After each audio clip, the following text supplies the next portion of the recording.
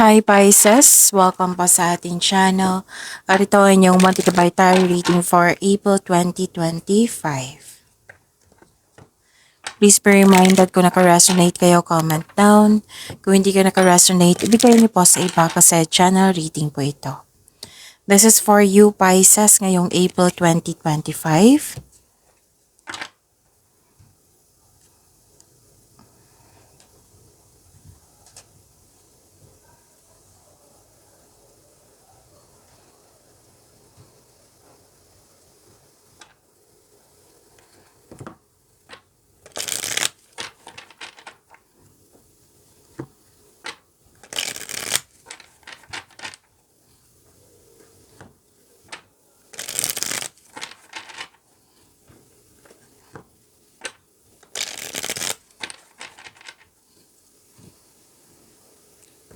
Para po ito sa inyo Pisces ngayong April 2025.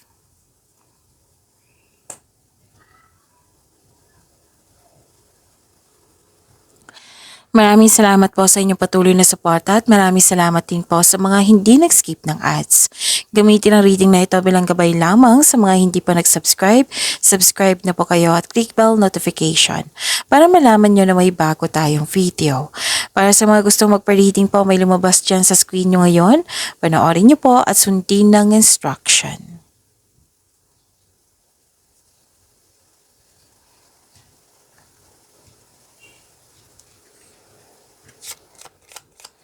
Spirits Guide, mga ganap po para kay Pisces ngayong April 2025. I need 3 cards po.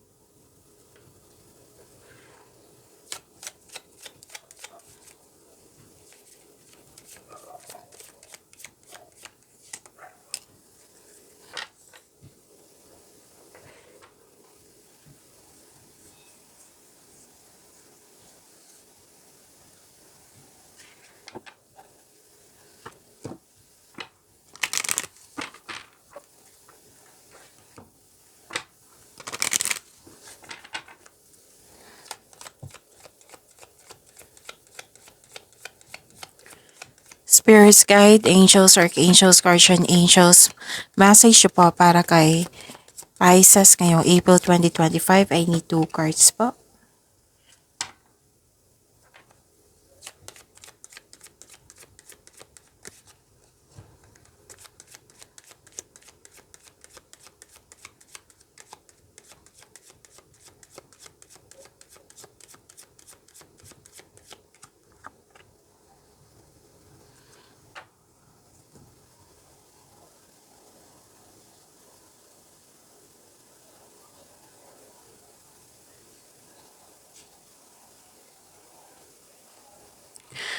Ngayong April 2025 para po kay Pisces. Wow, ang ganda naman, Pisces. Nakikita ko dito na love is blooming and abundance. Claim nyo ha, ang ganda. Recognition, may nagbigay ng compliment. Kitang-kita ko yung happiness mo dito and you deserve this happiness, Pisces. Nakikita ko rin dito nakatanggap kayo ng regalo or may magbibigay ng tulong. Claim nyo ha, ang ganda po. At may opportunities, wow, opportunities na bibigyan mo ng best decision or best choice. Best choice or best decision. Okay, so opportunities po. I-claim nyo po, Pisces. Ang ganda ng cards nyo, Pisces. Prosperity, cash flow, transaction, may parating na malaking pera or dumating na. So, claim nyo ha. Ang ganda po. Ang ganda ng cards nyo, Pisces. Claim nyo po.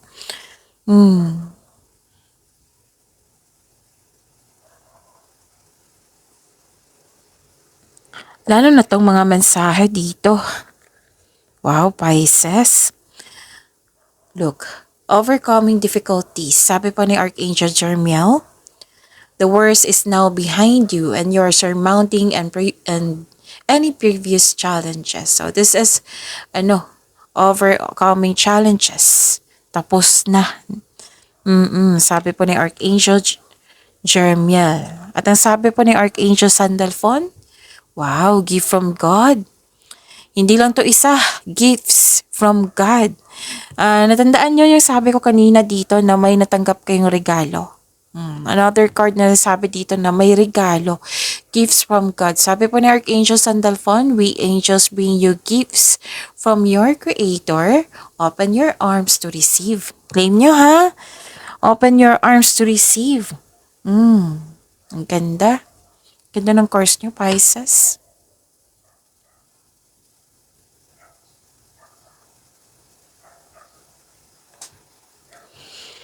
Spirits Guide, ano po yung energy ni Pisces ngayong April 2025? I need 2 cards po.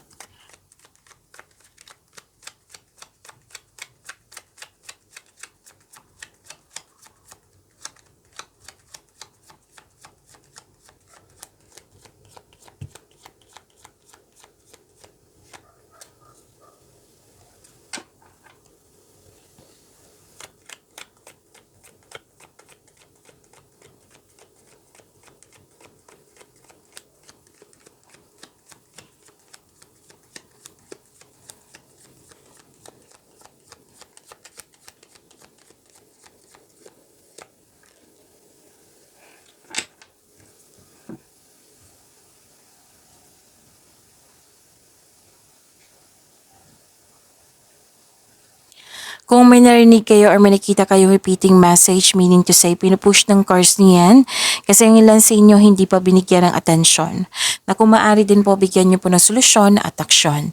Remember, Pisces, at the end of the day, alam mo na ikaw lang taong may kakayahan at responsable na gumawa ng sarili mong katotohanan at kinabukasan. So ano yung energy ni Pisces ngayong April 2025?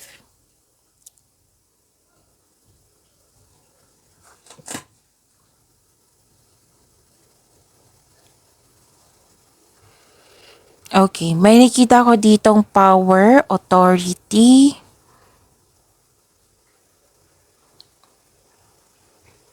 malakas ang loob, matapang, charismatic, mapagmahal at marunong sa buhay.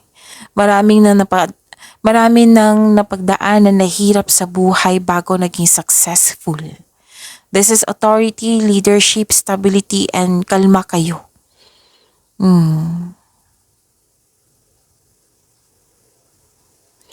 Stability nakikita ko dito. Gagawa talaga kayo ng paraan para sa inyong stability. Yung maipalago pa lalo, pwedeng sa relasyon to or sa inyong career and money. Kung sa relasyon to, gagawa kayo ng paraan para magkaroon ng stability sa inyong relasyon, pero babala lang po sa ego clashing. Okay? Nakita ko dito na some of you magaling na leader. At very supportive yung mga kasamahan nyo. Group of people ha, very supportive sila. So, malaki ang tiwala ng mga tao sa inyong strength and skills.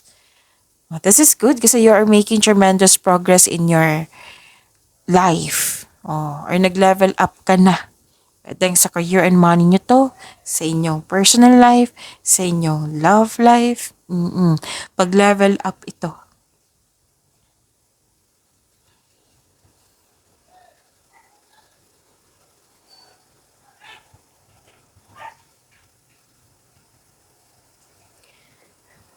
Actually, okay.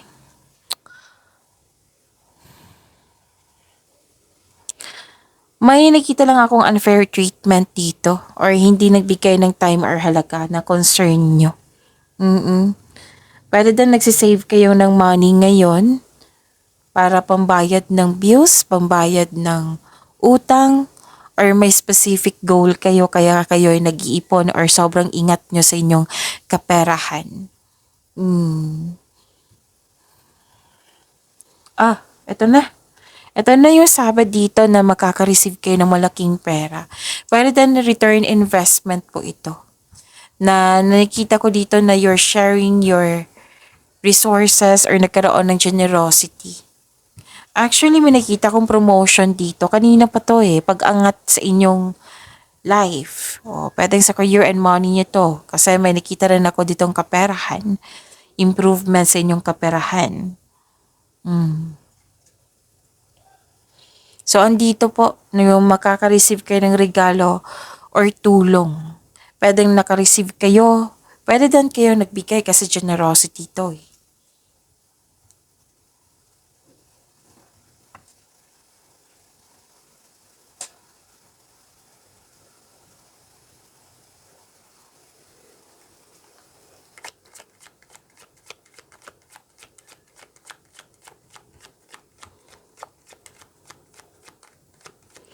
Spirits guide, possible blessings po na ma-receive ni Pisces ngayong April 2025.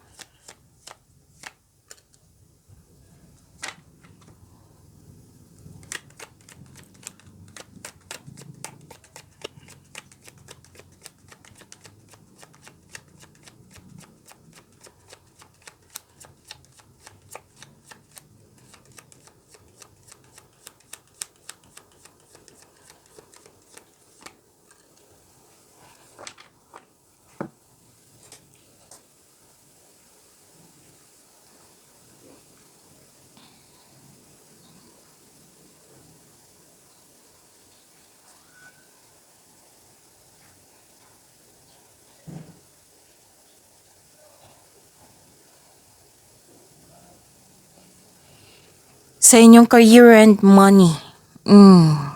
Oh, what I meant is yung possible blessings na ma-receive nyo. Okay, so ano yung mga possible blessings na ma-receive nyo po?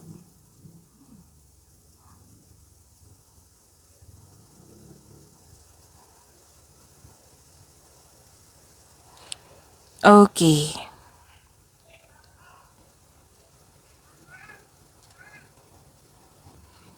Wow, ang ganda naman.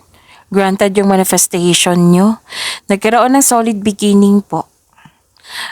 Pwedeng makaka-receive kayo ng mabuting balita ukol sa bagay na papasukan.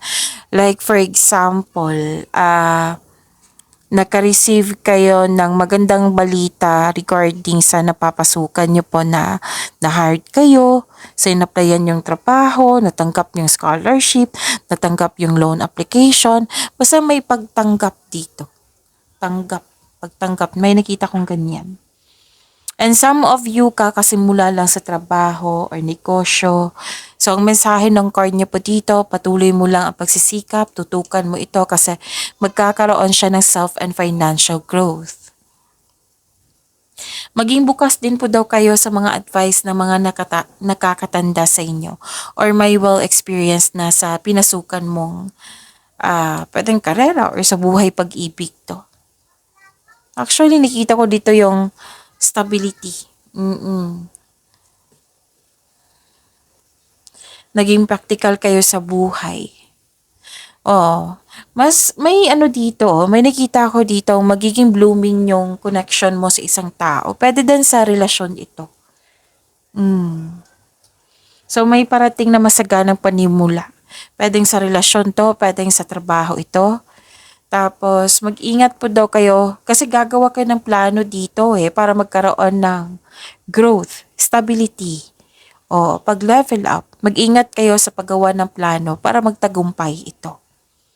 And some of you, please prepare yourself kasi nakikita ko dito magiging busy kayo kasi may simulan. Oo, may i-develop kayo na pwedeng skills or talent ito na magagamit mo pang dagdag income.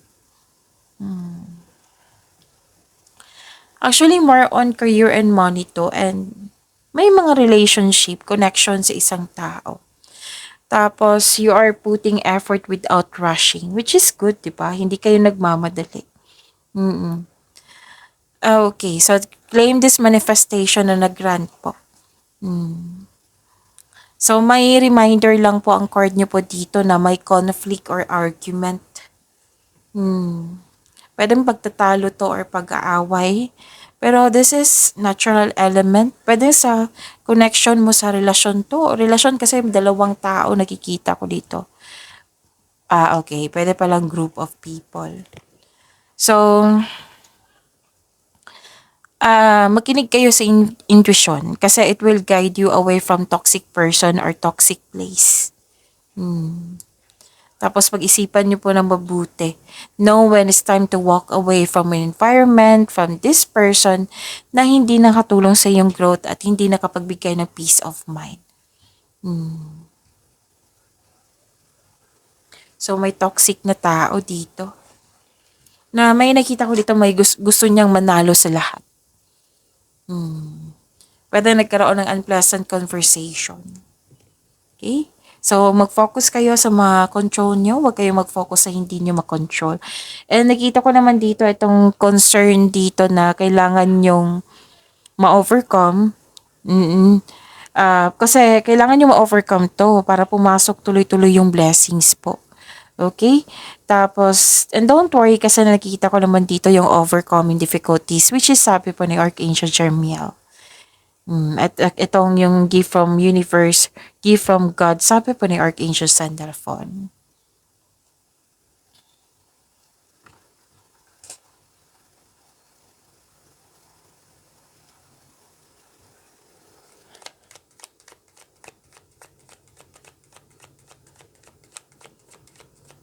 Spirits guide, challenges na ma-overcome ni Pisces ngayong April 2025. Kunin ko ha.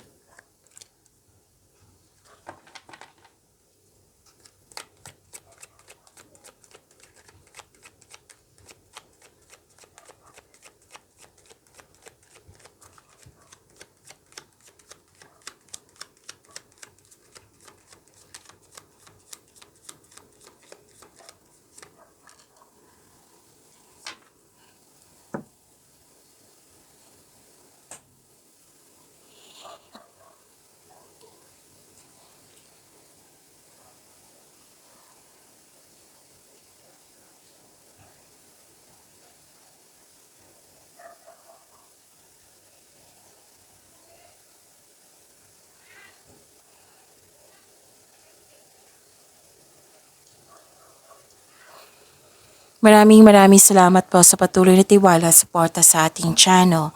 At maraming salamat din po sa mga hindi nag-skip ng ads.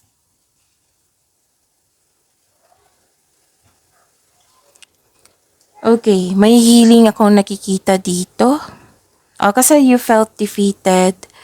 Oh, by the way, what I meant is, this is ending with new beginning. This is completion of cycle. This is acceptance and learn from the past situation. So, ito yung sinabi ng card nyo dito. At dito rin, sabi ni Archangel Jeremiel, which is repeating message, but different card. Sabi dito, pagtatapos sa isang mapait na sinapit. Nagaganap ang pagbabago po kung ikaw ay mismo ay tanggap ang pagtatapos na ito. Ang pagsuko na ito ay lumilika na isang pakiramdam ng kapayapaan at pasasalamat. So this is ending with new beginning. Itong reading na ito this is overcoming obstacle. What I meant is, ang tanong, ano yung mga challenges na ma-overcome nyo? Ma-overcome nyo po itong mga concern na ito. And at least alam nyo kung ano yung dapat pagtuunan nyo ng pansin, attention, nabibigyan nyo ng solusyon, action, 'di ba? So, yan, nagkaroon ng ending with new beginning. Mawawala na yung mga blockages po. Like for example, feeling mo may harang sa inyong pananalapi, sa inyong trabaho, sa opportunity, magkakaroon na siya ng mawawala na yung mga blockages. Oo. Like for example, may toxic, diba? May toxicity, may concern ka sa ganyan. Umiwas ka na. Oo. Na gumawa ka ng action na umiwas ka na. So, mawala na yung blockages. Kasi diba, alam naman natin, toxicity is blockages. So, may parating na after nitong sinabi dito na ending with new beginning. Itong new beginning na ito, may parating na biyaya na magbibigay daan ng mas maunlad na panahon. So, pwede din paulit-ulit na pangyayari, natapos na. Diba? Ang ganda. Kasi may sitwasyon na hindi ka natutuwa. Kasi may toxicity nga.